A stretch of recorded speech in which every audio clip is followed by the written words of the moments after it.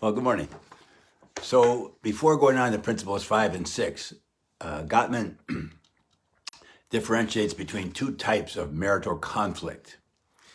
As he says, we found that all marital conflicts ranging from mundane annoyances to all-out wars really fall into one of two categories. Either they can be resolved or they are perpetual, which means they will be a part of your lives forever in some form or another. And he goes on to say, once you are able to identify and define your various disagreements, you'll be able to customize your coping strategies depending on which of these two types of conflict you're having.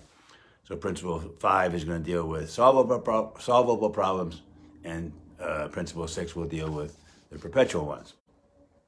I thought this was interesting. He says, according to the research, 69% of marital conflicts fall into the perpetual problem category.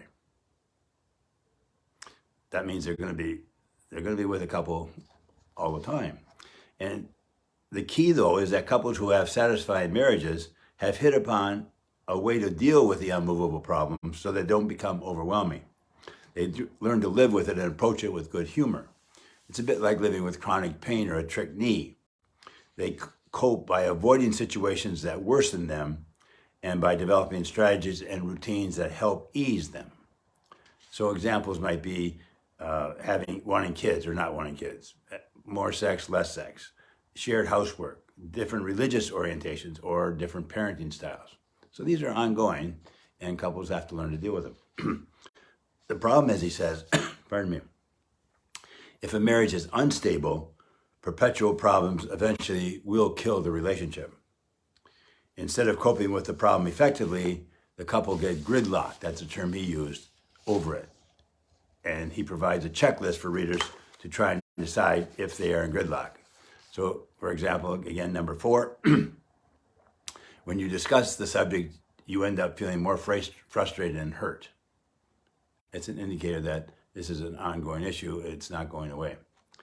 But he goes on to say, if this sounds painfully familiar, take comfort in knowing that there is a way out of gridlock, no matter how entrenched. As you'll see when we get to principle 6, all you need is motivation and a willingness to explore the hidden issues that are really causing the gridlock. The key will be to uncover and share with each other the significant personal dreams you have for your life. I have found that unrequited dreams are at the core of every gridlocked conflict. In other words, the endless argument symbolizes some profound difference between the two of you that needs to be addressed before you can put the problem in its place. Then he goes back to the solvable problems, and they're not necessarily easy to handle either. But principle 5 tackles solvable problems head on. And he says, A, make sure your startup is soft rather than harsh. Learn the effective use of repair attempts. Monitor your physiology during tense discussion for warning signs of flooding. Learn how to compromise and become more tolerant of each other's imperfections. I have the great sign from Alfred Adler on my wall, have the courage to be imperfect. None of us are perfect, all right? But where do you focus? Your energy really does follow your attention. So then the rest of the chapter, he helps readers by sharing different examples to differentiate between solvable and perpetual problems.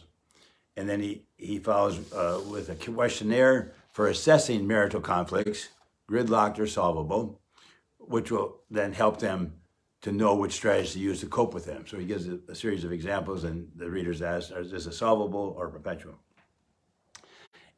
But before we go into the solution phase, principle 5 and 6, he does offer some general advice.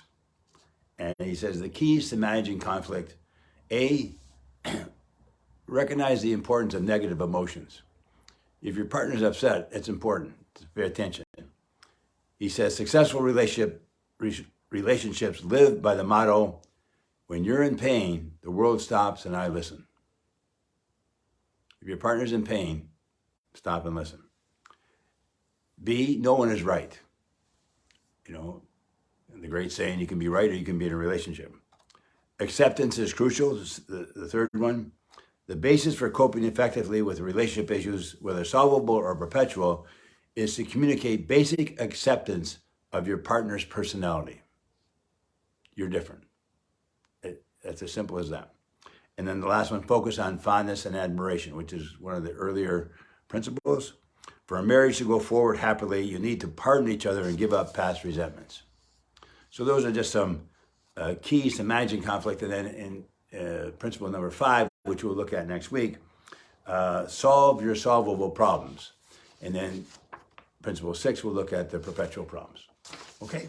Anyway, have a great week. See you next week.